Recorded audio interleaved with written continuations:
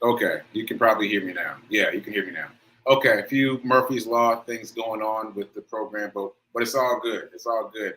Happy Monday. Today is Monday. This is the 7th day of March. This is the 46th episode of season 3 of the Be Your Own Hero show. Hero is an acronym. It means helping everyone reaps optimism. Or in other words, helping others helps you. It's a reciprocal action. Try it. You might like it. I'm your host. I'm Sekouwrites. I'm a professional creative and the creator of the Hero Ministry movement. And that's my effort to uplift and inspire the unhoused community and people in general. So shout out to New Thought Media Network for allowing me this platform to talk about my journey of becoming my own hero and the ability to share those thoughts, considerations, experiences with you in hopes that you might get something that you need from it. And again, this is, I haven't said that yet. This is season 3. I did say that. This is season 3. The theme for season 3 is doing. In other words, taking action on some of the things we've talked about in the previous 2 seasons and the things that we've talked about in this season. So join me here Monday through Friday, 9:45 a.m. Eastern Time. And if this show provides any value, please comment, please share, and please donate if you can. Okay, quick disclaimer. I'm not a personal trainer, nor am I a financial advisor, so do your own due diligence. All right, so obviously I'm back. Obviously I'm back. The familiar backdrop behind me, and that means that I am back in Nashville, and I guess we can start there. Wait, I'm just getting something set up for the next thing that I want to talk about. But yeah, so we can start there. So as you know, if you've been watching the show, I've been on location in Florida for a while now. And yesterday, Sunday, I drove 12 hours from Florida to Nashville. I drove a U-Haul truck 12 hours from Nashville to 12 hours from Florida to Nashville. Now, the reason I emphasize the U-Haul truck is, do you remember driving U-Haul vehicles? Do you remember that? Because for me, it's been a long time, and I forgot just how shaky U-Haul vehicles can be. They're a little suspect. They're a little suspect. So being out on the road that long in a U-Haul vehicle was quite an experience. Also, it was massive. It was like a 22-foot truck. So that was interesting too. Even just getting gas at a gas station was like, okay, wait, let me think about this. Let me plan this out like chess. Let me figure this out. So it's quite the experience. Anyway, I guess that's a good segue. I should just play yesterday's. Oh, wait a minute. Yeah, I guess I could play yesterday's run report. All right. I'm undecided on that.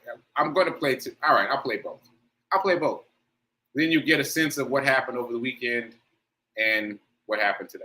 All right, so here is the first one. This is from yesterday morning. Let me cue that up. Day 279. All right, there we go. All right, come on, Murphy. All right, here we go. So I'm going to add that to the stream. All right, there I am yesterday morning, and we're going to play yesterday morning's run report. Day 279. As you can see, it's dark out here. It's early in the morning. It's not even 6 o'clock a.m. yet. Anyway, day 200 and what I say, 279. I've been running every day, at least a mile a day, for the past 279 days in a row. I'm also doing my third charity run. We're almost at the finish line for helping Mr. Charles get back on his feet. You can see the story and the donation link in my bio. Please donate, please share. We can close that out. Let's see, lights. All right, there we go. And yeah, I guess that's it. I'm super early today because I got a lot going on. I'm in Florida today, right now, 6 a.m., almost 6 a.m., but I'm headed to Nashville today. I am moving a friend. I can't remember the last time I've driven a U-Haul truck, but I'm driving a U-Haul truck full of stuff to help out a friend and moving her stuff back to Nashville. So that's what we're doing today. So if you get this, if you see this run report, please send positive vibes, traveling mercies. Send me some voice messages, not text messages, because I'll be driving all day, but voice messages. I'd appreciate it. And we're going to get on the road in a few minutes here. That's why I had to get my run in early. So 3 miles. This is day what? 3, 4 of me running at least a 5K every day. Oh, here comes the sweat. Anyway, I'm gonna close this out. Got a lot to do. Keep doing. Be a hero. Be your own hero. Remember that now is better than perfect. And I will see you later on the road. Out. Uh-oh. It's getting me.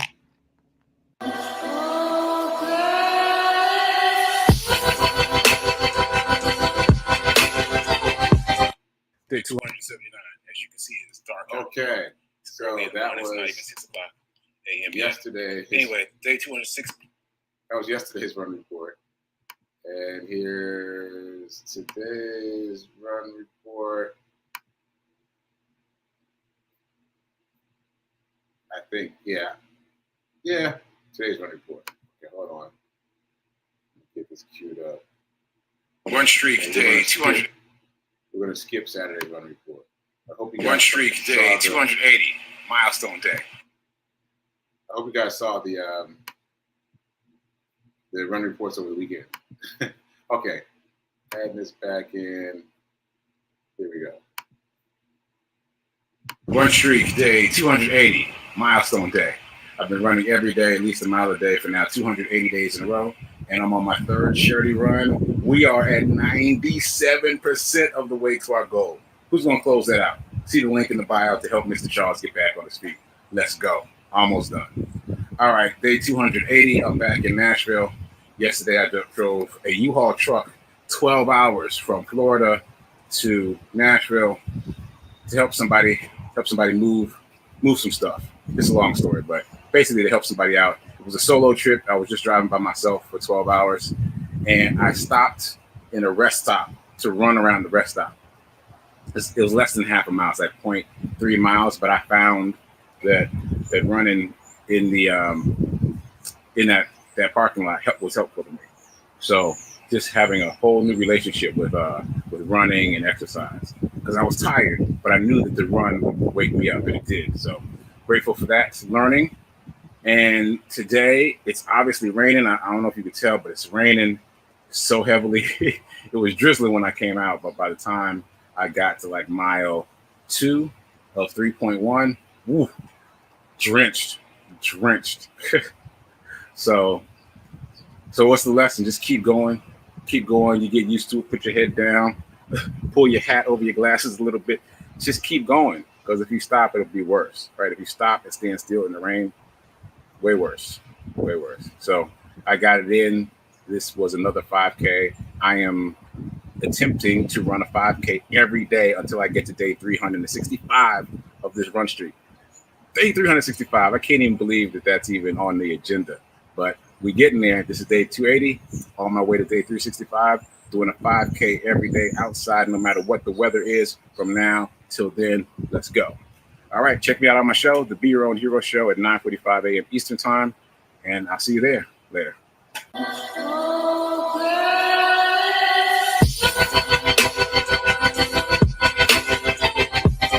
Run streak. Okay, so those were the run reports from yesterday and today. It's funny, just watching them now, it seems like not only was it a different person, but a different day. That one run report that I recorded this morning, it feels to me like a different day from now. It's interesting. Anyway, so that's the deal. I have one other thought about today's run report. As I was watching it, I was thinking about the 30-Day Mental Diet, the book by Willis Kinnear. And it states at some point in the book that everything is practice. Even when you fail, you're practicing failing. So as I was watching my run report just now for this morning, I was thinking about the fact that I did not want to run in the rain today. Now, you know that if you watch the show, you know that I've run in the rain plenty of times, but I didn't feel like it today. I was still tired from yesterday. And so when I came outside and I saw the rain, I was like, oh, I just wanted a nice, easy run. And I didn't think about this then, but I'm thinking about it now. When you let circumstances like rain alter your plans, you're practicing altering your plans. So I altered a little bit. I came back inside and got a hat and put my hat kind of over my glasses. You saw I was trying to block the rain a little bit. But if everything is practice, then if I let it alter my plans, I'd be practicing altering my plans. And so it took me a long time to realize that, and I was just reminded of it by watching my running. It's all practice. The subconscious mind is paying attention to everything. So, all right, this feels like a free flow Monday. I know we usually do a free flow Friday, but I feel like I'm kind of all over the place on a few different things, but that stood out to me. All right, that said, the rain, it has gone now. It's like it never happened. But now I would be waiting to finish my show to go back out there, and then there's more and more possibilities that something else might affect my plans. So I'm glad I got out there, got it done. Okay, moving on, finally. So I mentioned on Friday that there's a lot of Hero Ministry Movement news to talk about, so let's get to it. Big news in multiple categories. So what I'm gonna do is I'm gonna announce all of the things today and then build out details over the week. So number one, my play, Brown Boy Mad, is being performed at Fisk University again. What? Oh wait, where's my fireworks? Yes, very excited about that. It's a long story, but basically I've developed a relationship with Fisk, the Fisk University Stagecrafters, which is their drama department, and they performed 2 staged readings of my play right before the pandemic. In fact, my play was the very last student activity on campus before the pandemic shut the school down. And now this version of the play promises to be more than a staged reading. Like the student actors are supposed to be off script. So in case you don't know what a staged reading is, that's when actors sit or stand on stage with a script and they read it. They dramatize it, but they have the script with them to read. That's a staged reading. So this is an actual performance with no scripts. And I have completely let Professor Fintrist, who is the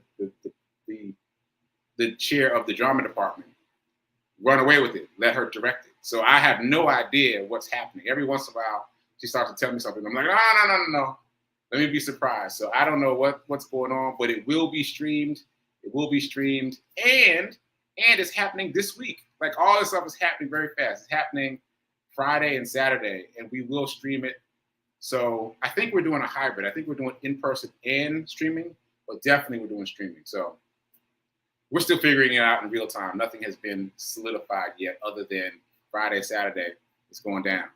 So I'll keep you posted. Very excited about that. That's my play, Brown Boy Mad, being performed by the Fisk University Stagecrafters this weekend. Okay, next big news, Hero hoodies. My Louisville Hero ambassador, Jacinta, has organized I was about to say a hero event, but that's not exactly true. It is an event for her sorority, the Zetas. So the Zetas are doing an event in Louisville, and she has incorporated hero hoodies as a part of that event. And so I think the way it's going to work, again, we'll be building out the details during the week. I think the way it's going to work is the people who attend the event will be able to purchase hero hoodies in person. And then that will still trigger a bonus hero hoodie that will go to the unhoused.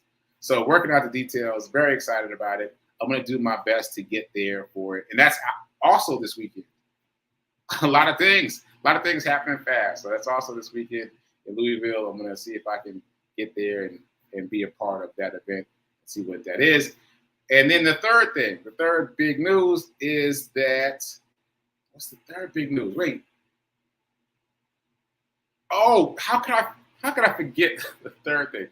The third thing is Project Love Strong. You've heard me talk about them a lot. It is a nonprofit that works with the unhoused community here in Nashville, Tennessee. In fact, they were the nonprofit that taught me to say unhoused instead of homeless, and so many other things they are honoring me as a change agent at a gala event sometime in the near future. What? I'm gonna have to do the fireworks again for all three things, but yeah, they're honoring me as a change agent, which just feels really fulfilling. I've been a part of many events as an author, as a playwright, as a creative, but as a change agent, like this is the first time that I've been honored as a change agent, as somebody who's doing the work of giving back. And that feels so fulfilling, even that I'm known as a person who gives back now, as a person who digs in and makes things happen for the betterment of others. That's been very fulfilling. That's something that has evolved during the pandemic and wasn't so present before. So I'm grateful for that. And now I'm being honored too. Like, oh, wow, that's really exciting. So I don't know. Again, so during the rest of the week, I will build out details for all three things, but I am so thrilled about all those things. And so we won't have to go back to the fireworks for a second. There we go. Two different kinds of fireworks today. So those are things that are happening in Hero Ministry Movement News. All right. So typically right now I would do a dice roll, but I forgot the dice. I haven't unpacked yet. Oh, wait, look at that. Look at God. Won't he do it? There's dice right here on the table. All right, here we go. So here we go, rolling the dice for the envelope challenge live like a game show. Two. Number today is 2, so that means transfer $2 from your checkings account over into a designated bucket for investing. And of course, by bucket, I just mean an account, just a designated space for investing so that you can invest it. Because the number one excuse that people give in terms of not investing is not having enough money to invest. So we're circumventing that by tipping into this bucket the amount of a cup of coffee every day so that it builds and builds and builds, or at least every weekday, 5 days a week. So it builds and builds and builds, and then you can invest it. Okay, so moving on. Where are we now? Okay, so Morning Zen. I took another look at the 4 spiritual laws of prosperity. This is a book that Reverend Melissa has been talking about. She is teaching a class on this book coming up at Centers for Spiritual Living, Rockland County. So if you're interested, check that out. And I'm just looking right now for the website so I can put it up for you. But it's rocklandcsl.org. Because I can't find it right now. But rocklandcsl.org. Anyway, she's going to be teaching a class about this book. And so she's been talking about it so much, I've gotten curious and I've just been looking at it a little bit. So this morning I read what the 4 laws are. I guess I kind of skipped around, but I wanted to see what the 4 laws are. One of them really spoke to me. So I'm going to read that and then circle back to something else. This is law number 2.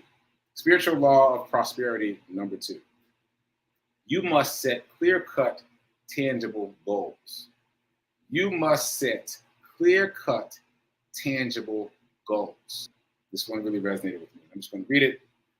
Goal setting is looking honestly at where you are, then choosing where you want to be, and then setting a clear and deliberate intention to go there. Doing so forces you to live consciously rather than unconsciously. In other words, for that last part, consciously versus unconsciously. In other words, it forces you to participate in life rather than let life happen. And studies have shown the vast majority of people let life happen. They let life happen. But when you start setting goals, you start ordering the flow of your life. And I can attest to that just in terms of my running. Like, there was a period of time, and there's still some periods of time, where I don't have a clear goal. I'm just running. And the difference between when I'm just running versus when I have a goal for running is significant. It's significant. Oh, I'm about to sidebar again. Quick sidebar. So in Florida on Saturday, I ran 7 miles, which, yeah, it's a lot of miles. And also, it was to a landmark location. So when I told people that I ran to that location, they were like, what? Yeah. So it was a lot of miles. But the thing was, when I looked at my splits, which means my pace for each of those 7 miles, my pace was in the 9-minute mile range for each of the 7 miles. Now that has been a goal of mine for a while, to run a long run and stay in the 9-minute range the whole time. And also, I got a little bit faster each mile as I stayed in the 9-minute range. So that has prompted me to create a new goal. And just, it's like a never-ending process. Like, you create a goal, and then it takes you a while, however long it takes you to reach that goal. And then automatically you start thinking, well, shoot, if I can do that, what else can I do? So there's this process that happens once you start creating goals. And honestly, I can say this made a huge difference in terms of running. And so that I know that it can make a huge difference in terms of living. All right, so that's my sidebar. The second law of the 4 laws of prosperity is you must set clear-cut, tangible goals. You must set clear-cut, tangible goals. Okay, so that's my morning zen for today, and moving on to the money portion of the show. I hesitate because I've been all over the place today, so I'm trying to figure out if I have enough time. Let me jump right to it. I'm gonna skip the affirmation. Let's get right to it. So I have a request. Someone asked me about investing right now, and her situation is she just moved and she's getting a deposit back from the previous apartment, and she's considering investing the whole money from that deposit into the stock market. She was asking for some feedback. And first of all, it's amazing that the mindset of investing is so infectious. I've watched people around me react to my mindset shift and the mindset shift offered by this show, and think about things like that. Like, oh, wait, I'm getting a deposit. Maybe I won't just put it in my checking account this time. And the same thing happened for me. Oh, here, another sidebar, but quick one though. So I drove the truck up from Florida to Nashville, and it's a big truck. As I said, it took a lot of gas. Cost me $200 in gas. Yes, $200 in gas just to get up here. Now, the person who I was helping move, she sent me $200. Well, she sent it to me via Cash App. And immediately I was like, oh, I'm not gonna spend that. Like, I could take the money out of Cash App, put it back into my checking account and make myself whole. But immediately I was like, no, I'm gonna buy some stock. I'm gonna buy some stock. I'm just gonna take the hit. I'm gonna take the loss on the checking account side, but use that $200 to buy into the stock market, which brings me full circle to this situation. So in terms of like getting an unexpected amount of money, like being reimbursed for this gas or a deposit for an apartment or whatever, the best thing to do is to have a plan set up in advance. Like, just even if it's just percentages. So in other words, you could say, all right, I'm going to give 10% to my church. Let's say I'm going to set aside 10% for. Oh, my alarm's going off. I was wondering what that sound was. 10% set aside for giving to nonprofits. 10% set aside for investing. It doesn't matter what your percentage is, but what I found is helpful is knowing what your percentages are before you get the lump sum. Before you get the lump sum. Sooner or later, you're going to get a lump sum from somewhere. So just take a moment to sit down and write out your percentages, and that'll help you. You might not stick exactly to your percentages, but at least you'll have that in play. Because many times, if you get a lump sum in your account and you don't already have a plan about what to do with it, it sits there too long and it causes problems. So I've talked a lot about Shaq's percentage breakout. His is 75% investing, 25% in the pocket. So leave 25% in your checking account, that whole 75% invest. And Shaq has invested mostly in the stock market. So I like that idea. I like that idea. And just a reminder, he was doing that early in his career. And at the height of his career, he was making $27 million per year as a basketball player. And now he makes more than $27 million per year strictly off his investments. Strictly off his investments, because he spent so much time on the front end investing 75% of what he got. So it's a tough choice. It's a hard decision to make, to invest 75% of what comes in. Like, there are pain points in the now, but you have to believe in the future. You have to believe that it's going to work out. And so I'm just going to end by talking about Netflix again. So I think this is a really good example. So Netflix went public in 2002. If you had bought $100 worth of stock in Netflix in 2002, you would now have $30,000. The stock went up 30,000%. You'd have 30 grand if you invested only $100 and left it in there. But it fluctuated radically during that time. At some point, relatively early on, it dropped by 80%.